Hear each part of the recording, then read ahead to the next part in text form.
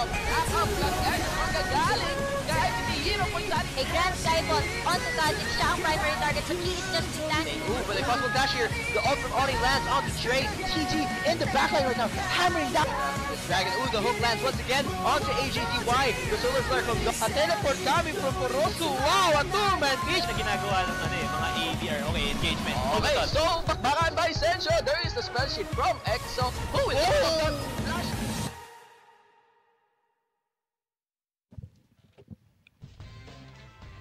Good evening, mga summoners natin dyan. Wow, nandito na tayo sa ating Game 4 para sa Day 2 ng ating second week here at the Pro Gaming Series. Kami po ang inyong shoutcaster. I am GS Shinbu. That is a Shinbu with a 1 for an I. And I am Asarai with an I. So, rolling into the game. Nakita natin yung game kanina as Imperium Pro Team Blue takes the win against Infuse Esports. So bago tayo pag-proceed sa ating champ select, sa mga bumoto na sa atin sa ating watch and win promo, tingnan natin yung kung sino nanalo. 15 lucky summoners who voted for IPT Blue. Okay, yan po yung mga summoners natin. Spicy OL, tusok, pasok. Yan, sige. Atuma, Amo Blanc. Hello, Kitty Dada 09, Trap Loss, of course. And we have also PH Manafy, Leslie XD, Jordan Week, Foley Adu, LZ Ringer, Omega Realm, and Widolem 028. Okay. So sa mga viewers natin, yan po yung nanalo ng 150 RP that will be inserted into your accounts directly in 2 weeks time. Pero sa mga viewers natin, dyan lang kayo, okay? Hold that thought kasi meron pa tayong watch and win ngayon. And kung sino yung manalong team na, vote, okay? The form will be laid down. And of course, hindi na sa next game. Wala na tayo next game. So ano, agad na agad. After this game, i-announce natin yung winner. So let's go into the champ select screen. GS Azurai, anong nangyayari dito? Alright, so just looking into the bans right now coming out of Infuse Esports. Azir Nunu, of course, yesterday nakita natin yung combination for Chalk, yung kanyang the order has been given and he delivers people with that Emperor's device. So they don't want to deal with that. Of course, KFC men. Orders given. Yeah, and of course the Nunu, that Blood Ball just gives him so much buffing to that attack speed.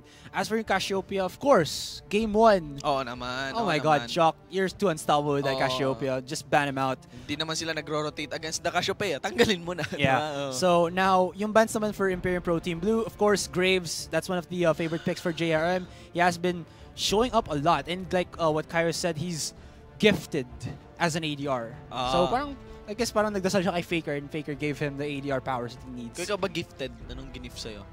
Wala eh.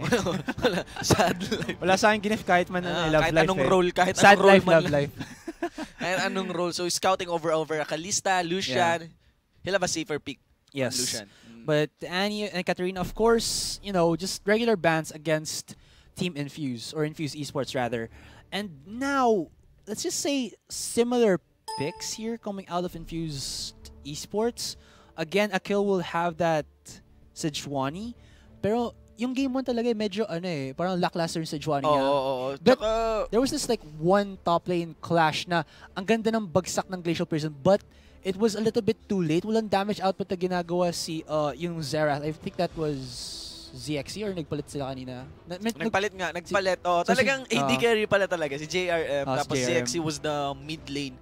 Tapos Infuse Esports has to become really aggressive. I think magre-reflect kung mas aggressive sila. Kanina talaga, nangihinayang ako sa Soul Shackles ni Keso after that 5-man, 4-man Glacial Prison ni Infuse pa in the top lane siege.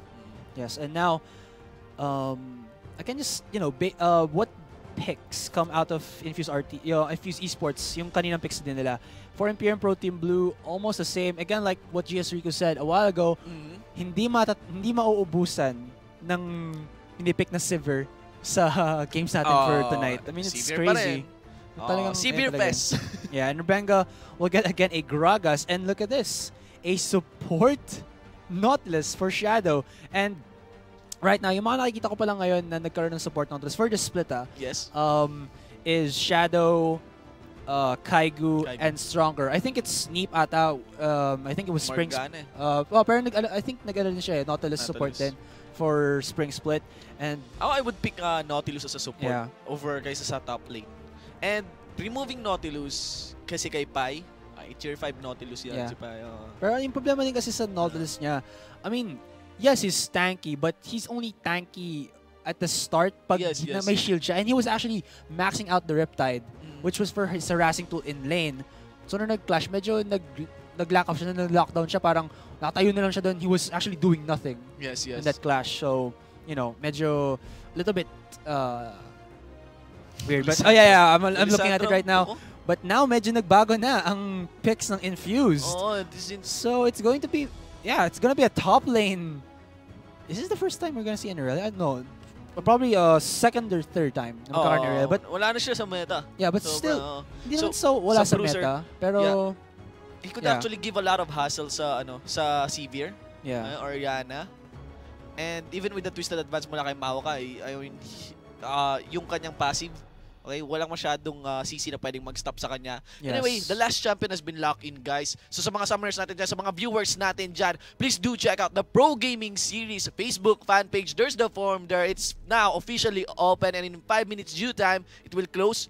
Okay? Yes. Habang pinapakinggan nyo kami ni GS Azuray dito, sino sa palagay yung mananalo as you fill that up? Take note, guys, wag lang kayo basta fill up. Okay? Alamin nyo kung sino sa palagay yung mananalo dito sa ating game. And please, remember, isama nyo ang inyong username ID dun sa form. Kasi I'm pretty sure na may, kanina, I think may na-misread na walang UID tapos na ano siya, para na out of siya. So, you have to follow the rules. Oo, may mechanics yan over the our esports website. Siyempre, I don't want them to, you know, hindi ba ko yung 150. Gusto lang talagang i-clarify para at least nasusundan para manalo din sila. Kasi sayang eh. Itong mga pagmumukan to, gusto talaga namin magkaroon ng RP. Di lang halata. Hindi mukhang gahaman sa RP. Gutom na kami sa RP. Seryoso guys, sa mga namin, sa mga viewers natin, of course, over the PGS Rift, tons of giveaway just by following and supporting us here in the Pro Gaming Series. And again, to look into yung composition for Imperium Pro Team Blue first, medyo basic. Then medyo basic. It's easier to understand na ball delivery system sila. Or if not, you know, just lock someone down, then Chalk would just place his ball in one good point, shockwave, and then follow up with all of their CC. Kasi ang daming CC and then tankiness coming in from Imperium Pro Team Blue as well. And then backline damage again coming in from Kinzon and Shock. As for Infuse Esports here, it's a little bit more like a duelist lane kind of composition. Yes. In the top lane, you have, of course, Irelia. And, of course, we all know, Kiteman, yes, it's a League of Tanks. But if Irelia can get her items, she's going to wreck face on that to the Maokai. Tapos, in the mid lane, well, Vladimir's also a duelist. I mean, he spams his skills and just wins out the lane with harass and sustainability. Madugong labanan. Literally madugong labanan kasi he's not a vampire. He's a hemomancer. Okay, hemoplague guy. Yeah, hemoplague. I can't remember the parang scientific term for like blood something. But yung ano din kasi it's kind of nice yung composition din kasi kapag tumama yung Glacial Prison and then ZXC can just land his SS right in the middle of that, spam out all his skills. That's a lot of good damage already. And then again, like I've said, Bruiser type lang si Irelia. You know what Irelia does in the clash. Blade Search in and out, you know, just keep dashing in, or they can use him as an effective split pusher if he can, how do you say this, like take the advantage early on against Yux and just, you know, win out the lane straight up. So we'll see what happens. I think makita ko sa composition na to, Infuse now investing a lot sa pagkakaroon ng magandang laning phase. Yes. As in magkaroon ng dominant na laning phase kasi diyan Irelia, there's also Vladimir in the mid lane. Then, the Thresh and Lucian combo. Yes. Pang lane phase oriented na mga picks, ganon. Tapos, malaking problema lang yun yata yung invest nila. Malaking kahinaan lang ng composition dito ng Infuse Esports. You have Irelia, right? Pero, paano pa rin malapitan si Kinzon? Yes. Kanina ang problema would be Chok, Cassiopeia. Hindi nila na-shutdown, di ba? Gumagano siya, petrify sa mukha nila. One of the carries ng lahat ng carries ng IPT Blue kanina, nagba talaga. Ganda ng KDAs. Cassiopeia, Chok, and also Kinzon, Severe. So, Severe, tama. Severe kanina si Cassiopeia. Ay, si Kinzon. Now, so they want to shut down Kinzon on this one. They would want to shut down Kinzon on this one. Kasi si Kinzon yung medyo mahirap mahuli-huli. Ganon. And it's only Irelia. So, kailangan mag-invest sa laning phase. Kasi, in the late game, kung saan nag-roll na si Severe, Mahirap-hirap. Kasi position na meron itong ano. Yeah, Irelia is a good let's say bruiser, pero hindi naman he's not that or she's not that good that she can win against a let's say 6-item ADR like a Sivir. So that's crazy to go against. And now we're going into the loading screen like now. Look at that. Lots of good skins. Pero walang Winter Wonder Lulu si IPT Chalk. Or Lulu tuloy. Oriana. Winter Wonder Oriana. You're mixing it up. But still, it's a Winter Wonder. Yeah. Pero yun yung kasi naisip ko. Gusto ko ng mga skins na nagko-contrast eh. Winter Wonder brand. Okay, yung paboritong skin ni Jelly. Reverse Johnny. The best talaga yan. Nandun yung bear, nakapatong sa Johnny. Okay, guys. And now, welcome to the Summoner's Rift. This is Game 2. A match between Infuse RT and Imperium Pro Team Blue. So, okay, roll call for Infuse RT in the top lane. It'll be Pi on the Irelia. That's actually, again, one of like the rare times to see Irelia in this League of Tanks meta right now. In the jungle, it'll be a kill on the Sejuani. In the mid lane, it's gonna be ZXC on that Vladimir. And for the bottom lane duo, it's JRM and Kesso for the Lucian ADR and the support Thresh. And contrary to their name, it would be Imperium Pro Team Blue on the red side. In the top lane, it's Yux on the Maokai. In the jungle, it's Rebenga on the Gragas. Chuck on an Oriana mid lane. And for the bottom duo, we have Kinzon on a Severe AD carry. And Shadow on a Nautilus support. Yeah. You think kaya kung bakit pangalan niya Keso kasi he wants to be like the perfect support for Twitch? Oh, yeah. Hindi related dun sa banda, no? Hindi na related dun sa banda.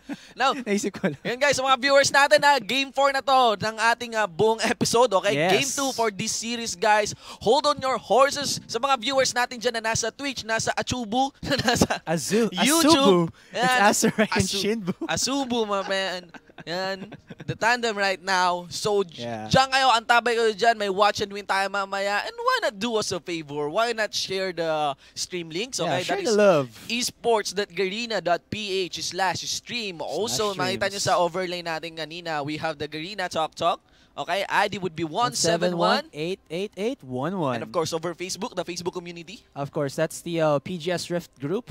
The Pro Gaming Series first. Okay, so first, of course, yung official fan page of the Pro Gaming Series. That's www.facebook.com/Pro Gaming Series. And of course, the PGS Rift naman, which is the official group for the PGS Rifters out there. It's similar to Rumble Royale and all this other good stuff. Community.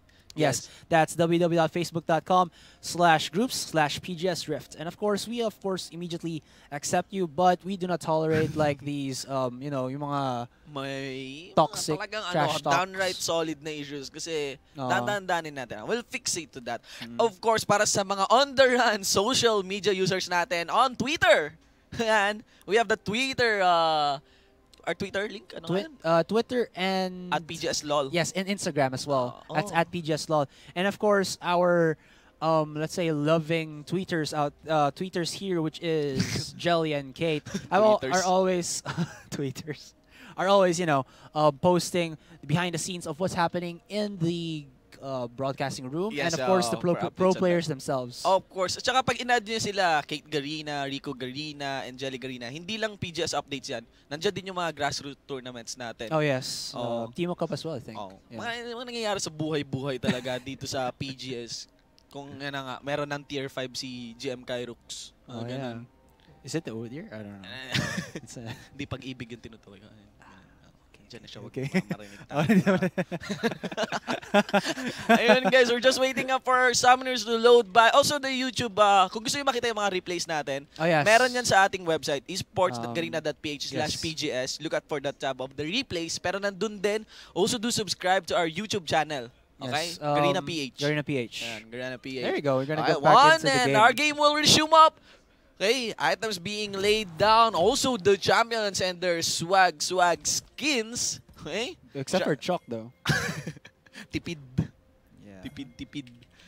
I mean, it's really exciting. We're looking into an Irelia. I really would, like to see some, yung Chaos Zone Oriana, I think. Is that the name of the skin? Chaos Zone? Oh, weird no, hindi sumisentro yung ano. Yeah. That is a Frostblade, Irelia. Yeah. think ni-rundown natin yan. Yung mga Binigay yan skins. over the That's Rampage 2012. Yeah. Yun Yeah, yung... well, is it 2012? I thought it was 2011. 2012 tapos I thought it was 11. got Ani yung 2013. 2014 Okay. Hecarim Arcade Hecarim. Oo. Yung shoutout sa mga natin viewers na pumunta sa Rampage, na pumunta sa Rampage, okay? Now guys, the grandest stage of all dito sa ating bansa, World Trade Center, August 22 guys, mark our calendars. The online ticket sellings are now available, okay, for the regular ticket. Pero wala ng premium or I mean VIP because it's sold out. Because championship Riven is just is the best. Yeah, it's the best. Sobrang in demand. So I think mayroon natang PGS Rifter na mag-cosplay din ng Championship Riven. I think it's Jago will do that as well. Akala ko ano siya, Super Galaxy Star Guardian Draven. Ano yun? Yun yata yung nakita ko sa costume niya eh. Ang labo nga yun. Super Galaxy Star Guardian Draven. And look at actually this wording coming in from Imperium Pro Team Blue. That message, just a message na we know where your jungler is. Yeah. It's just gonna know where the jungler is, and no lanes will actually come in from Infused here. And I don't know if that's like the best decision, knowing that the enemy support is a Nautilus. I mean, one auto attack roots you down, and then you're in range of Kinzen just, spamming out that Ricochet and Boomerang Blade. Ricochet. Yeah. That reminds me of the wrestling cartoon. Yung parang kung saan Lucha Libre sa Cartoon Network, yeah. So sa mga nire-remind sa'yo ni El Tigre Brom. Actually, hindi naman kasama si El Tigre sa ibang cartoon din siya sa Nickelodeon naman. Oh, talaga. Ay, sa ramdam ko kung saan binubuhos yung buhay mo. CS Asher. Hey, as a kid, I watched cartoons. What's so bad about okay, that? guys, also shout out sa ating mga apps from Garena, BTalk, of course, and Gas. Kung di nyo pa na-download yung Gas, do check that out. Free skins. There's our RP also, no? Right? Yes. I'm pretty sure skins, no? May nakita na ako nanalo ng Astronaut Teemo sa Gas. Yung spin to win nila. Meron ding bago yung parang 10 RP for playing a game. Maglaro ka lang ng league game. Nakita ko rin yun. Gain 10 RP. That's, I mean, pwede mong lang yun. Stack up. So, yan, para sa mga summoners natin, do check the LOLPH website for news and updates. Kung ano yung mga good things. Also, the LOLPH Facebook fan page. Yes, look at this. Wow. Yuke's actually winning against Pi. And actually, yeah, early game, without really having any items and jungle ganks, Yuke's would actually win in terms of like yung spammability and yung sustain in the lane. Yeah. As well. Look at sa this. AoE niya kasi kaya ni Yuke's talagang mag-clear out ng wave. So yung sa trade may help doon yung mga creeps. Kapag dating sa top lane, bumps a kin, going for chalk. Okay, there's the red debuff sa ating Orianna, pero wala nang engage na gagawin mula dito yung Infuse, and it's actually 2 flashes down mula sa Imperium Pro Team. Job well done there. Nicely timed gank by a kill, and just to get into the face of Chalk. Good job then sa Infuse Esports. Now being aggressive in this phase of the game, a kill hitting on Rebenga. Actually, it's a kill winning the 3D. Hindi pumapalo. Still it ended up that aggression of Rebenga steps up. Again, that's severe. Yung power talaga ng sustain of, Gragas chugging in with his passive and then damage reduction with that W just wins him outright in most scenarios kasi lahat ng kalaban niya would be a jungle. Wala na rin yata yung skill kasi doon ni Sejuani. Play of the Northern Winds. Rebenga now. He's starting to become aggressive. Onto Queso. Dredge line will not connect. Force a flash out. And yes, steady. Better naman, no? Mas na ngayon. Mas may palitan na. Yes, there's aggression coming out of both junglers. Of Infused. And really, I mean, it's just, kanina talaga parang medyo lackluster yung again, jungling ni Akil, but now he's starting to feel a little bit of how to use Sejuani as, a jungler who will give his teammates that early game, let's say, dominance. Because sometimes, Sejuani would just farm up until he gets level 6, but then when it's level 6, a little bit too late, to give your teammates an advantage. Check out this matchup. A severe versus Sivir versus an Orianna. I wonder no, ano yung kakalabasan nito? Sivir, I'm sorry, Orianna. At sa Vladimir versus an Orianna. Well, ano ang kakalabasan ng matchup na to? No? My opinion, I think it's gonna be Vladimir winning when he gets that level 6 because he does have that sanguine pool to be able to dodge out the shockwave and well most of the AoE damage coming in from shock. But if Rebenga was able to be there, well of course shock would win. With a kill though, still I'm pretty sure it's gonna go into the favor of Vladimir as well. Spy, no? He's a spam champion who can sustain himself and then, you know, just go into this like sanguine pool form and then be invulnerable. Yung yung range nandun para kay Orianna. Yeah. Yung range nandun. Wow, so twisted advance by Yuks because Rebenga goes for a follow-up. Transcendent Blades laid down, 2 flashes being burned. First blood will be given in the hands of Rebenga. Alright, and now we were talking about how, you know, dominant an Irelia would be if he got the first kill, but he didn't. He went to Rebenga, and the assist went to Yuk. So now, it's gonna tilt a little bit in the favor of Yux. Not so much just yet because the CS is, you know, a little bit equal. And the gold goes to Rebenga. Yeah, gold did go to Rebenga as in terms of the kills. 300 gold advantage. It's definite that Rebenga will try to deliver that. Will try to deliver that in other lanes. Yeah. Now, going back here in the mid lane, the matchup between Vladimir and Orianna. On the side, there's Rebenga, body slam, barrel roll, both misses by that, dodged by the Sanguine Pool. Yeah. When it comes to range, Orianna Wins has the advantage against Vladimir. But Vladimir's kit is built for sustained damage and sustain para rin sa sarili niya. Yes. So, he has that, yung sinasabi mo, dueling potential for an AP carry. Yes. And in terms of AP carries, na may dueling potential, Vladimir's like one of the top. Having Echo in 5.10. Wala pang 5.10. Alright, Wala we're parang still na-excite lang talaga ako. Na-remind talaga ako ni Echo Lalo na nung lumabas this week, yung kanyang Champion Spotlight. Champion Spotlight. Yeah. Para siyang Z, di ba? It looks so fun to use. Oo. Yeah, it's like an APZ. Oo, as in, yung kit, yung hustle and mechanical promise or potential, nandun talaga pagdating sa kit niya. And back again now to the game. I'm just looking into what Infuse RT can work with their composition right now because like I've said again, and like what you said, they're gonna look into lane dominance other than, you know, going in for the clashes in the early stage of the game. But if they can't do that, it's steadily gonna go into the favor of Imperium Pro Team Blue. It's commendable na ang pag-spend dito ng Infuse Esports pagdating sa pink wards. Walang hesitation. Yeah. Pagdating sa wards, hands down, I think Infuse Esports will invest. A little bit of deep wards coming in from Imperium Pro Team Blue as well, you know, just to check where a kill would be. So, line sidestep by JRM. He goes for a trade against Kinzon. Here comes Keso. Wow. And a death sentence will miss. That will put a depth charge against JRM. And a boomerang blade will snipe down the Lucian. Woo! 2 now into our scoreboard in favor of IPT Blue. You always have to keep in track of that boomerang Oo blade. nga. It's too Boomerang fast. blade na lang napaparating. Nakaka-surprise. But, kailangan mag-connect ng death sentence na yun. Yes, With the play and feel. and with that, Imperium Pro Team Blue have free reign over this first dragon. Yeah. I mean, There's of course a kill.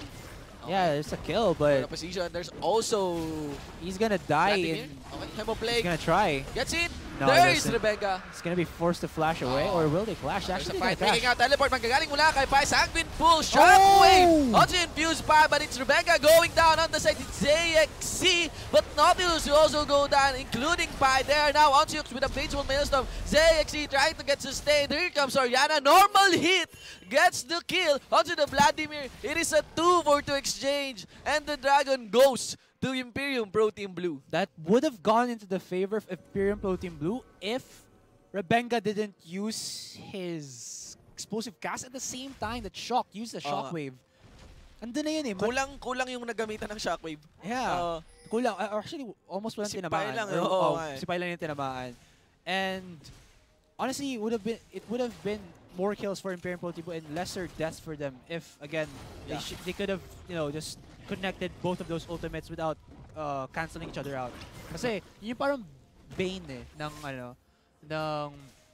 Shockwave is like using an explosive cast in the baddest way possible, yung tutulak mo pala yung mga kalaban. Yes, kanina nga, di ba, sa laban ng Mineski against Imperium Pro Team, yes, PT, that is yung Gragas kanina, grabe yung pagka-miss out nung nawala explosive cast after trying to burst or displace Poi on the trash.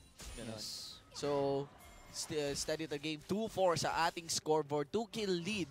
And just 1K gold lead by Imperium Pro Team Blue against Infuse Esports. This commendable na mas nag-step up na ngayon yung Infuse Esports dito compared to Game 1 where they played conservatively and hindi nag-reflect ng gano'n. No, passive talaga. Ganun. And that's not how you should play into the current meta.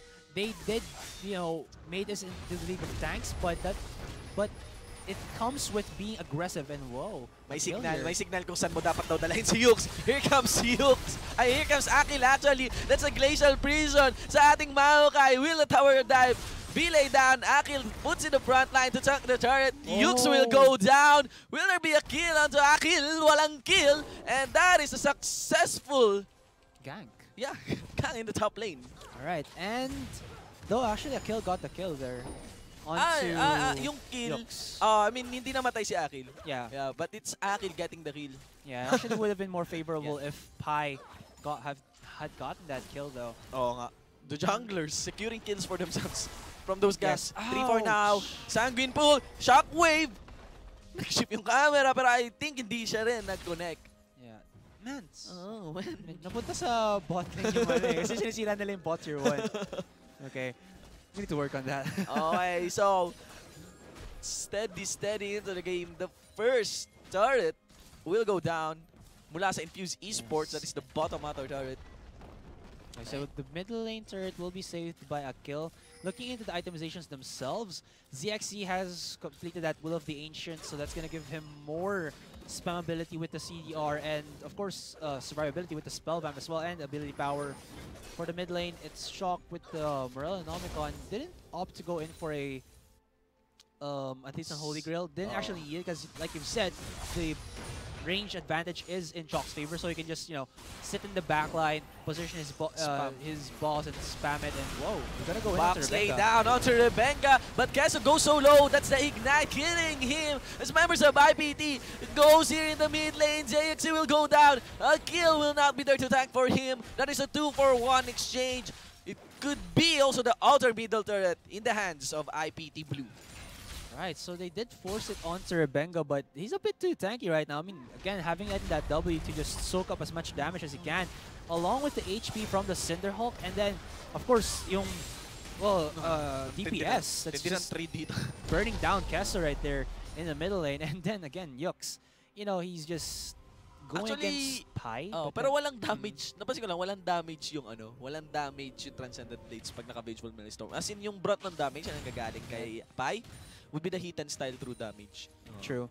And the Shin proc as well. Though, I mean, you could say that, kasi when you reach level 9 as in Aurelio, there's what you call like the level spike, level damage spike for Aurelio. Kasi dun na pupunta yung level 5 hit and style, or if ever level 5 equilibrium strike. So that's like the max point that you can put early on na may damage output siya along with the Shin and the Phage itself.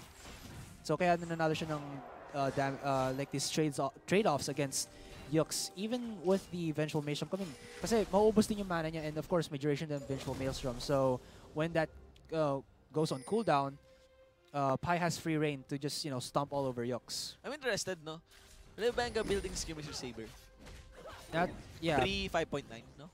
Yes. Parang before, Skirmisher Saber did have 6 seconds on the challenging smite, but now it's 4 seconds. Still, when you can optimize kung saan ka na-damage ng and activate the challenging smite, nakukuha pa rin yung parang yung full active. Buhay pa si Akil dun, but there's a twisted advance mula kay Yux, gets the kill onto the Sivir. They are now on to buy. Vengeful Maelstrom explodes. Okay? So akala ko sure that's na si Akil dun. Nasurpresa ako dun sa flash off niya, but yan, pick up si Yux. Yeah.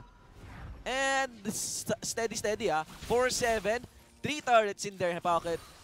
IPTB in this mid-game or mid-phase na ating game.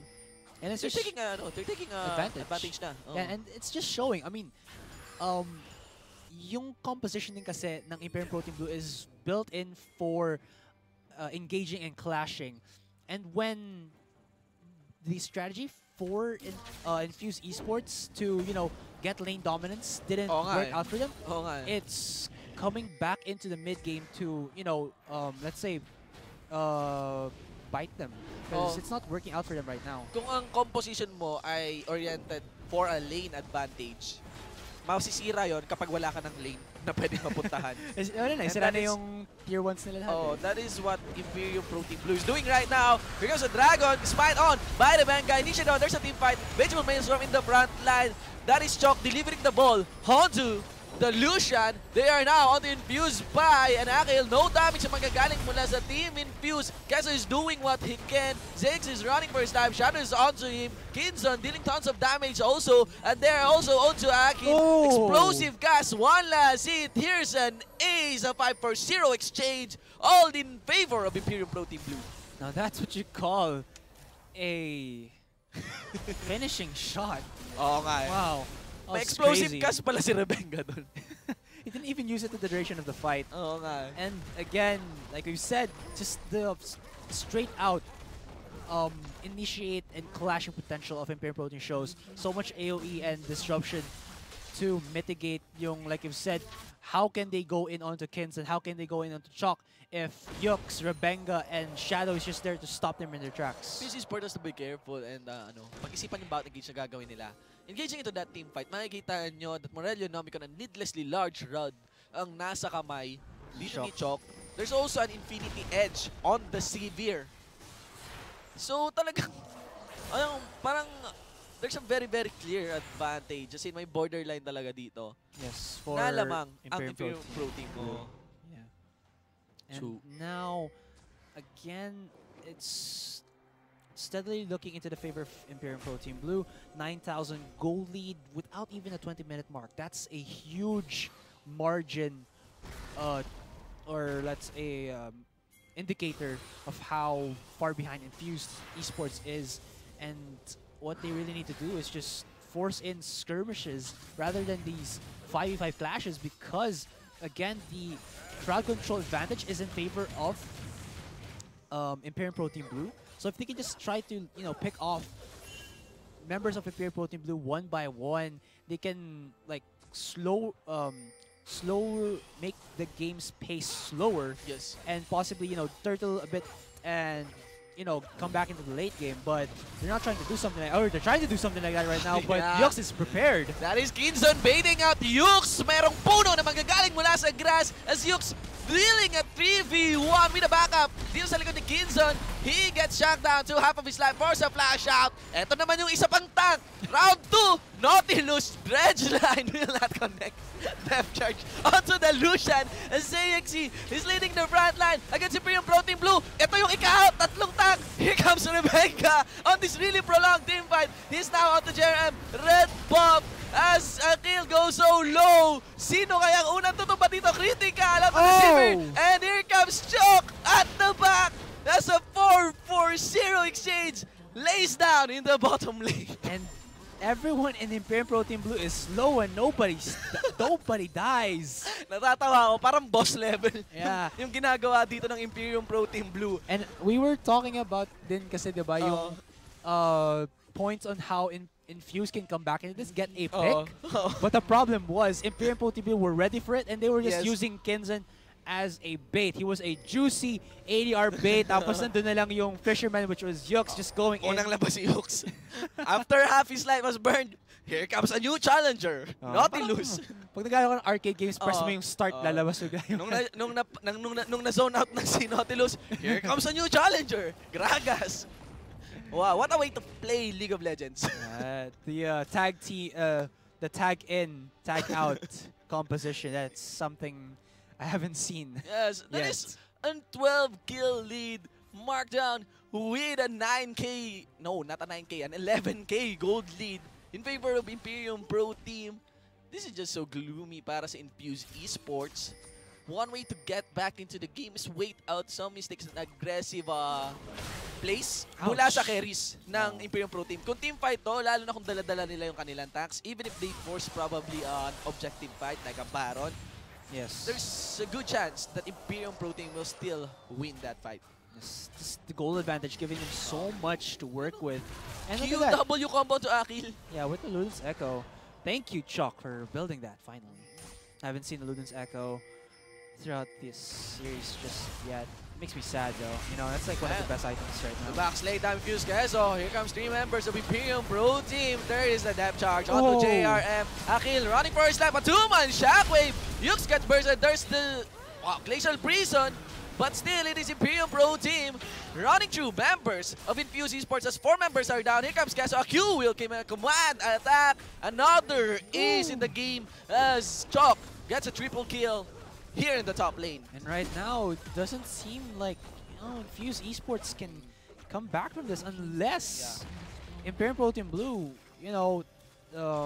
just do something fishy, play out of hand. Let's say they do something a little bit too over-aggressive and not care about like what position they're in, because they have been playing very well with their position as well, always using Yux, Rebenga, and Shadow as the, let's say, the front line, tag out, tag in, tag out composition tanks. Wala namang burst din itong Infuse Esports. Yeah, they weren't able to use. Pwede nilang i-bait anytime si Kinzon.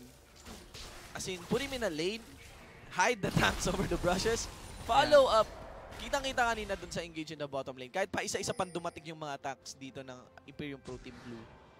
This is quite definitive na sila ang mananalo at mananalo sa isang team fight. Yeah. So, I think kailangan gawin dito ng Infuse Esports is play it Mineski style kanina sa ating game 2. And turtle it a little bit. Give Imperium Pro Team Blue just a hard time. Minsan na pag naglalaro ng isang game, pag talagang lamang na lamang, dredge line up to ZXC for sa Sanguine Pool. As he pops out, there is the Dark Passage. Also a twisted advance. Onto Pai, a 2-man shockwave with no damage. Here comes the explosive cast. But still, members of Infuse Esports get shot down mula sa likod. Vladimir gets killed by the Severe. JM also goes down from the punch. Mula dito kay Maokai, they are now on Spy. Twisted advance. 1 by 1, members of Infuse Esports gets killed by the rampage of Imperium Pro Team Blue. Looks like Imperium Pro Team Blue would finish this. Yeah. And really, it's just, again, Imperium Pro Team Blue finishing off the members of Infuse there. Parang di na rin posible yung sinasabi kong pahirapan na lang nila yung IPTB. Yeah, they weren't able to feed, they weren't able to give like kills to JRM as well. He was 0-5-1 as this game is about to finish. That means that he wasn't able to get the items that he wanted to be able to at least, follow up this lane dominant composition that Infuse had in mind. Another engage here in the Nexus. There's some hits laid down on the Nexus. Akil goes though. It's actually Keso. That will go down. Normally, mula kay Chok. Akil gets to the safety of the fountain. But it is the Nexus that will go down first before any kill. And it will be Imperium Pro Team Blue taking another victory in the series against Infuse Esports. Wow, that was... I really expected that Infuse Esports would try to, focus more onto getting the kills for Pai early on, but then I think Akil just didn't give him enough time. Okay lang yan. May funky music naman tayo para... Then Rebenga just went into the top lane, give Yux an assist. Yes, Pai was still a little bit dominant over Yux, but then Pai wasn't dominant over him. So that means that he didn't get any kills, he didn't get any CS.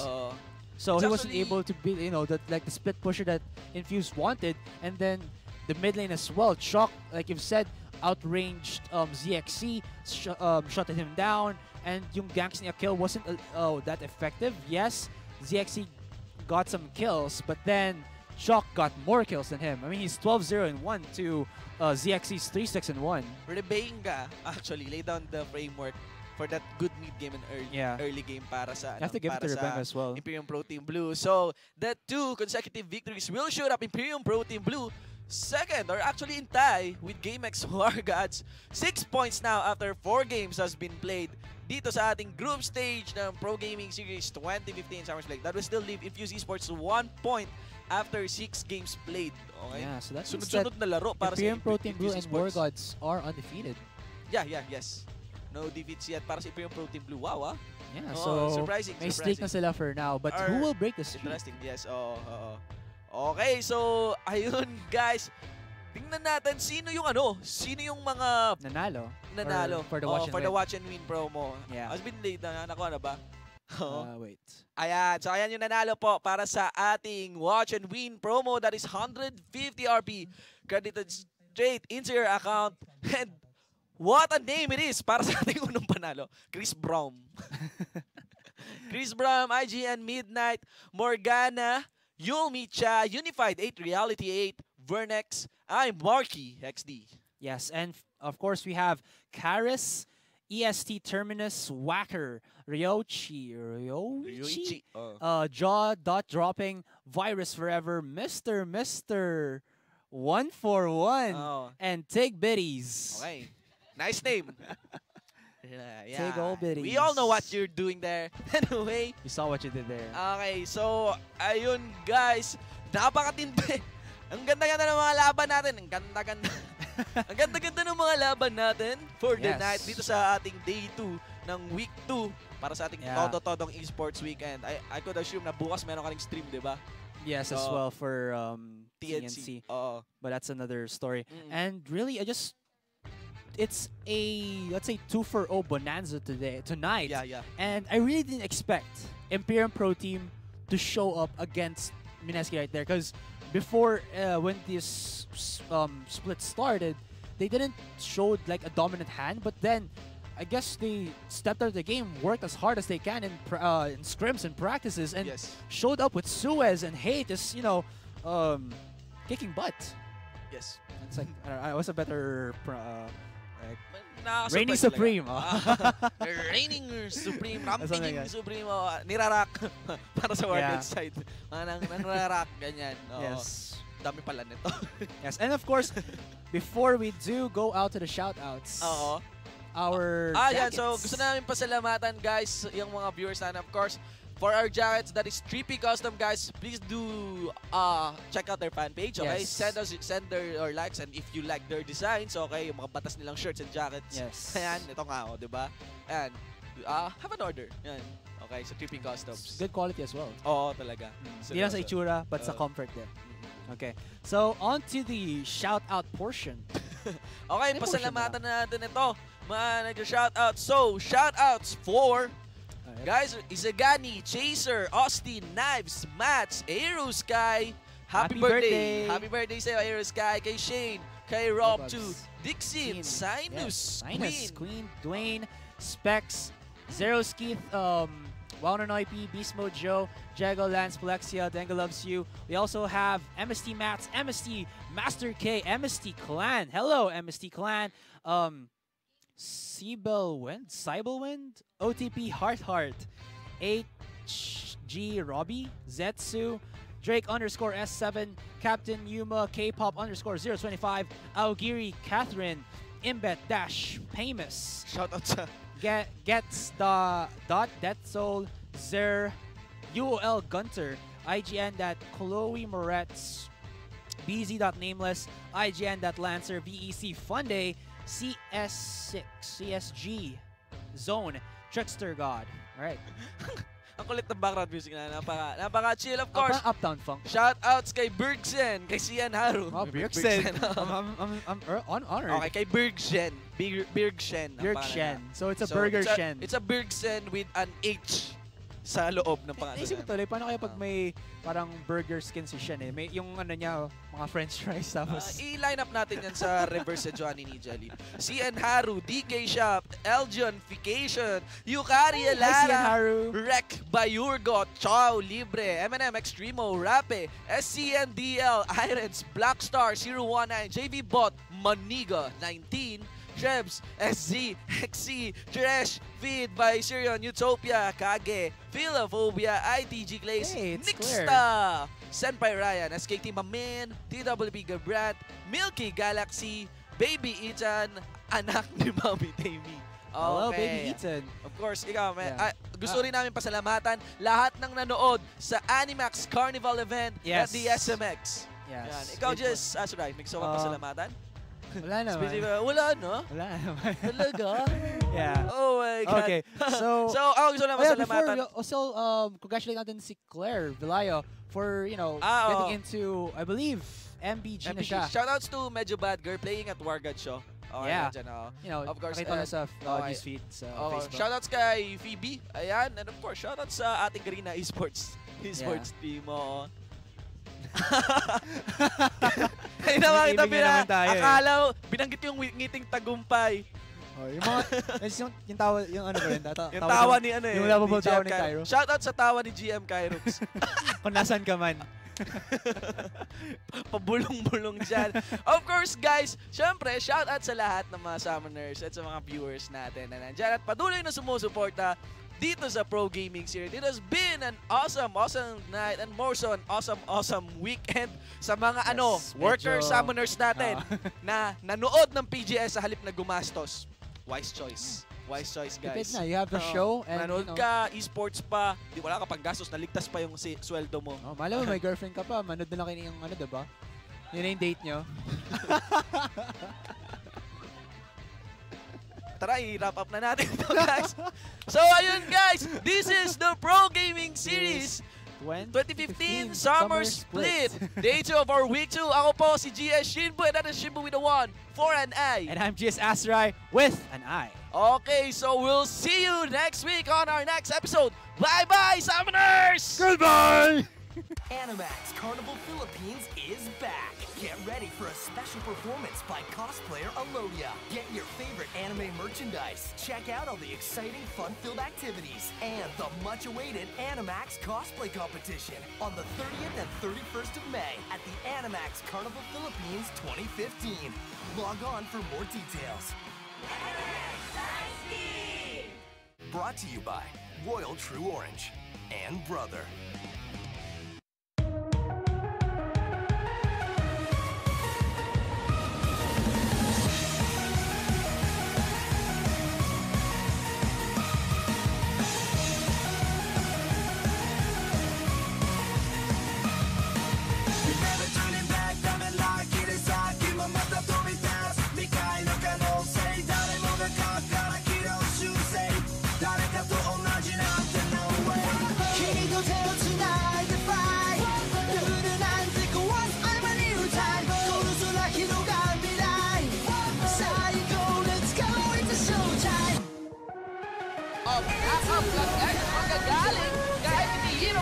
A grand skyfall onto Kazin. Siya ang primary target, but he is just standing. Ooh, but a possible dash here. The ult from Oni lands onto Trey. TG in the backline right now, hammering down. The Dragon, the hook lands once again onto AJTY. The solar flare comes up. A teleport coming from Porosu. Wow, a two-man beach na ginagawa ng mga ADR. Okay, engagement. Okay, so baka by Senso, there is the spell sheet from EXO who will flash.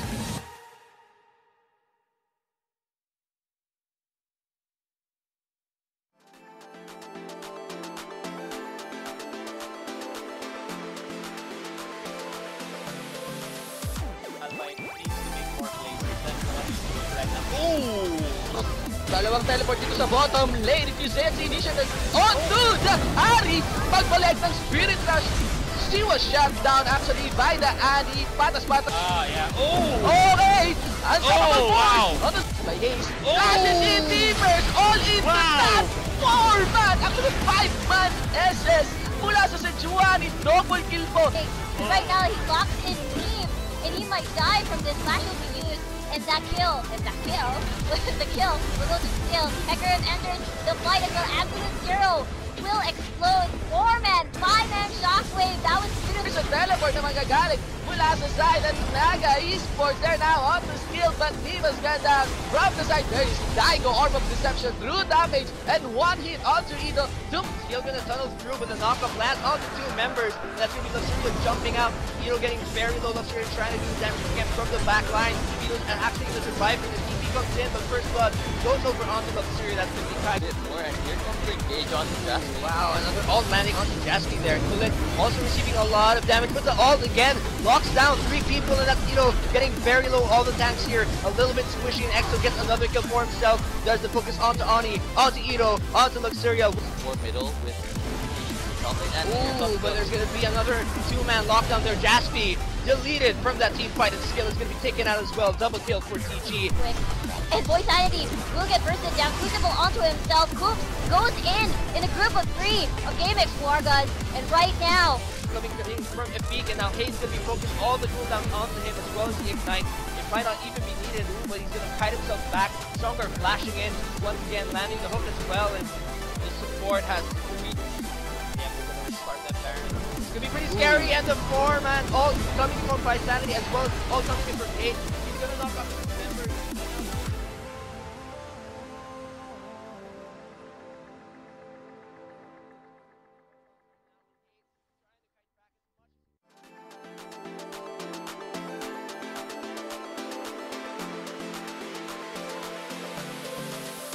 Alpine needs to make more plays. That's what he's doing right now. Oh!